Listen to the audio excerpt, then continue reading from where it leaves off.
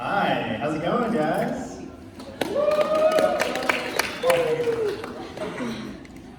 Okay, we're going to start with a moderated Q&A, and at the end we're going to do a Q&A for the audience. First, just as a quick introduction into our discussion today, could you give a brief background about yourself and how did you get into the film industry? Yeah, so actually, who here doesn't know who I am? Oh, cool, you don't. Awesome, cool. The rest of you guys did your homework. Good job. So my name is Mike Bowe. I'm an actor from Queens, New York, where Peter Parker's from. I started getting into acting a while ago. What actually influenced me to go into acting was Harry Potter. Any Harry Potter fans in the house? That's right, Slytherin. Pottermore told me so, and thank God, because I thought I was going to get a Gryffindor and playing against Slytherin. I'm like, oh cool, I'm a little bit badass. But yeah, Harry Potter taught me that reading could be fun, so when the movies were created, I was really excited to watch them, and I saw the movies, and they're magical. And then my mom watched like behind the scenes interviews of when the kids got cast.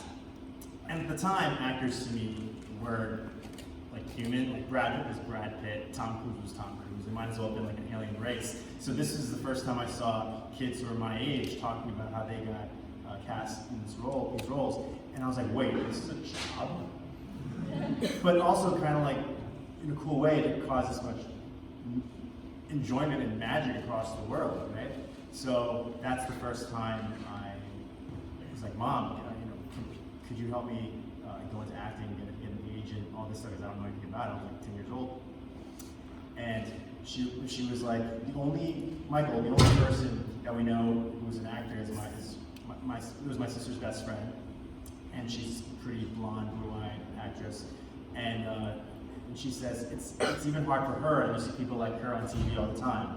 Do you see anyone that looks like you on TV? So that was like kind of like the first time my Asianness was kind of like thrust upon me, because much like In Between, I'm a third generation Asian American, so I didn't think of myself as different, you know. I grew up just like how all my other white friends grew up.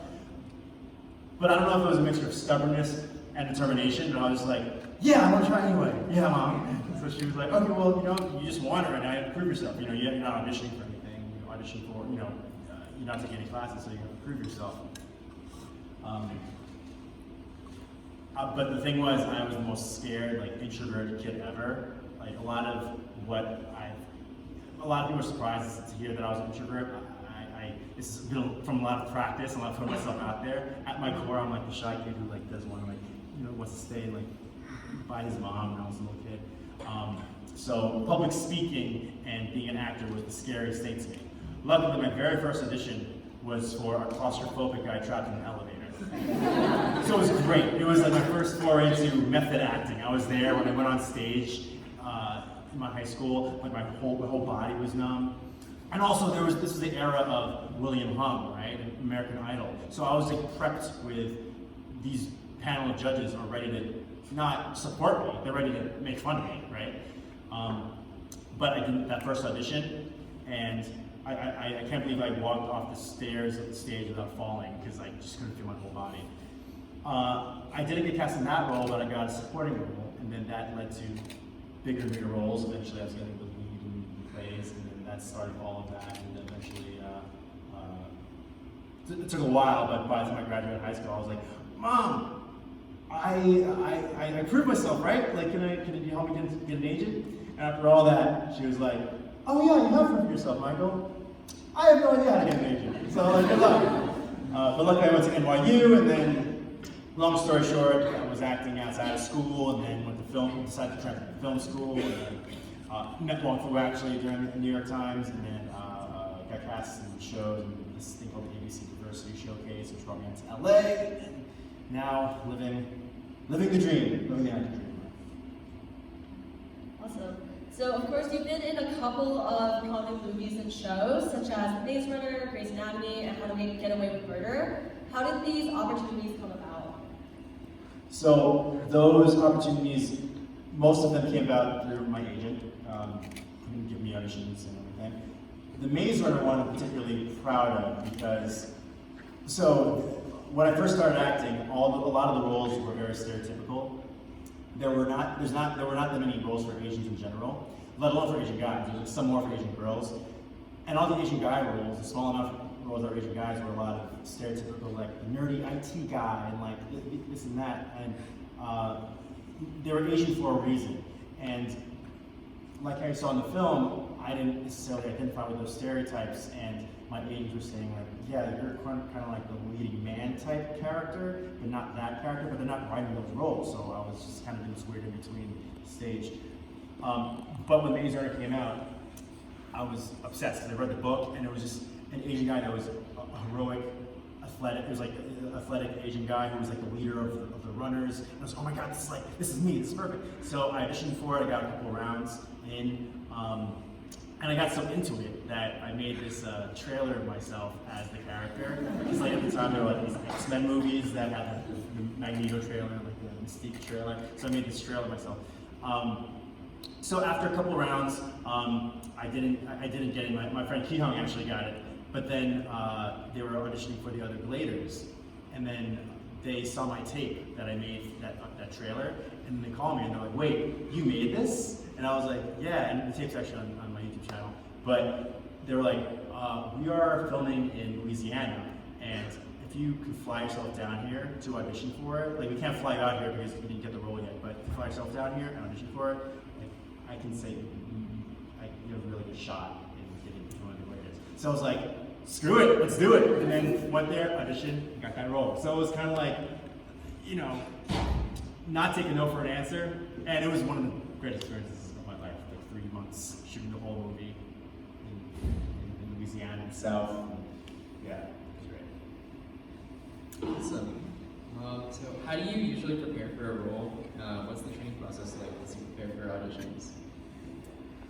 So are there any actors actually in the house? No?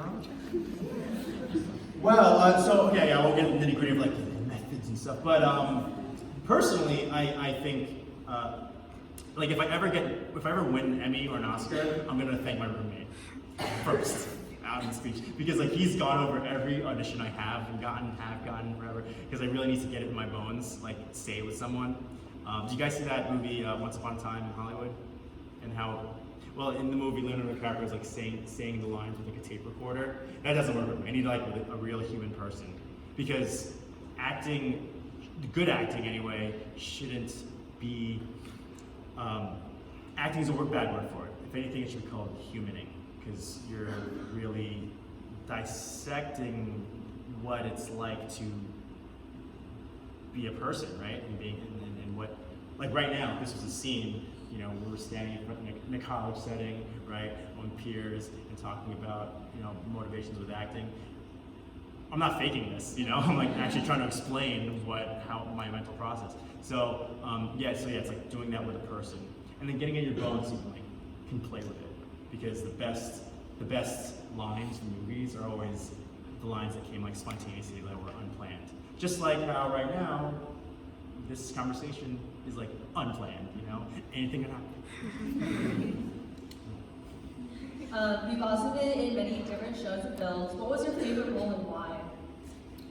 My favorite role so far has been this show called Turnt on Facebook Watch. Everything has like a streaming service now, including Facebook. It was a show that was, has anyone seen it? Okay, cool, great, I'll explain it to you. It's like Riverdale meets Degrassi, so it's like a high school teen drama, very shot like Foggy type. And it was one of my favorite roles because I played the new kid who came into the school who was like the new love interest, and like it was the main girl's, like I was in the love triangle with the main character girl, and filming it was fun and special, but then watching it was even more interesting, because there's a scene right before I get introduced where like the girls by the lockers are talking about like, oh, like did you see like the hot new guy that came to school, and then like it reveals me, and I was just like, this third person just watching it, I was like, I don't know if I remembered a time in an American TV show where the girls were talking about a hot guy, and then it was the Asian guy in school. Like I literally can't even think of one where that happened. So I was like, wow, like, this is like, yeah, and this is why I want to get into this, like breaking the stereotypes of these roles and more representation of, yeah, character who was just Asian for no reason, you know? And that, yeah, like they don't really talk about in that role me being Asian. I'm just clearly Asian, but like I'm not like, you know, part of the ancient Japanese curse that's plaguing the storyline. Like it was just like, I'm just like a normal, cool guy. So that meant a lot. Those are the type of roles that I want to put forth. What was the most challenging role for you to play and why? And also, are there certain roles that you prefer to play over others? I think that was the most challenging role because I stuck with it for so long, because it was like a 20 episode arc. So it was cool. It was challenging in a good way. Like not challenging like, oh my god, I can't do this, but challenging like, okay, let's dig deeper into this character. One thing that was like fun and interesting was like the first scene was, so I played the main character's ex from her old school, so I come back and it's like big reunion, and the big reunion is like, it's like this make out like sex scene stuff, right? So it's my first time meeting this actress, so it's literally like, oh hi, and action, makeup, cut. So my name's Mike. Action, makeup. So that was like, I never had to do that before. And on top of that, this is like one of the only professions where you actually have to think about how you look like when you kiss. Right? Because you never have to think about that, because yeah, no one's like watching you. But like, so that was interesting. It's like looking at the screen and like, you know, just like, okay, wow, I have to think about this now. So yeah, little fun things like that happened along the line with that role. And because they really wanted my character also to be this like badass character, that happened a lot. So like it wasn't just with her, it was like I had multiple love interests throughout the 20 episode arc. But yeah, it was a good challenge. Interesting.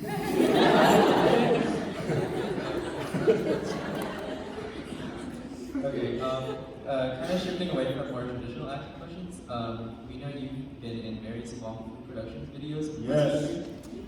Why did you want to become a YouTuber, and what is the process of your productions?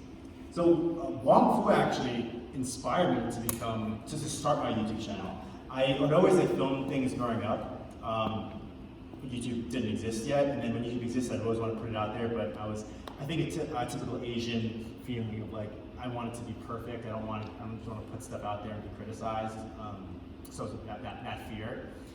Eventually in New York, my friend invited me to a Wong Fu set, and to help out on that Wong Fu set, and I met them for the first time, and I've grown up watching Wong Fu, so it's so inspirational seeing them in person and seeing them make these videos live. And that really, yeah, inspired me to just be like, okay, you know what, I'm just gonna do it. I'm just gonna put my first video out there. And my first video was about Asian stereotypes. It was about my personal experiences, about people saying like, oh, you look like Kev Jumba, you look like Jackie Chan, things that I'm like, I don't think I do. But I think it speaks to a bigger societal, you know, need for representation. It's like, oh, because there's only this known Asian person. Like, I think you look like that person, and putting you know, me in a box. So yeah, Wong Fu inspired me back then and continues to inspire me. And it's really awesome now that I'm actually in Wong Fu Productions now that I moved to LA. So full circle. What was kind of like your process of your productions like when you're making those Wong Fu production videos? So the current Wong Fu videos, or in between? Probably more in between, because you obviously were like producing it. Yeah. So like, what kind of was the process of like making the script and also just like producing the video? Okay, so in between, actually, the opportunities now for Asian Americans are expanding. There's this HBO film festival that was accepting Asian applicants, Asian directors. So me and Taylor from Wong Fu, we have a similar experience because I'm third gen Asian American and he's like fourth gen, and we had these little stories that we were being told we're not Asian enough, or we're too white, we're the white Asian, we're the banana, things like that. So we wanted to make a short about that. And we made it for that festival originally. Didn't get in, but Phil from Wong Fu saw it and was like, wow, this is a perspective that we haven't seen on Wong Fu, because Phil and those guys, they're like first gen, and they're like, we'd love this on our channel. So we put it on that channel, and then got great responses, going to different colleges around, people connecting to it. So much so that we're actually working on a sequel right now, and it's sorority frat phase 2. Yeah. And I've been, touring with Sabrina and everyone, and Kelly, and like, so now it's like I'm getting research for this next short that explores more that in between, like, that in between Asian American experience that I can't believe there hasn't been TV shows made out of already, So it's going to be focused on Victoria's character. There's going to be what was the thing? Date functions. I never heard about date functions before, but like this is dance thing that now makes sense because it can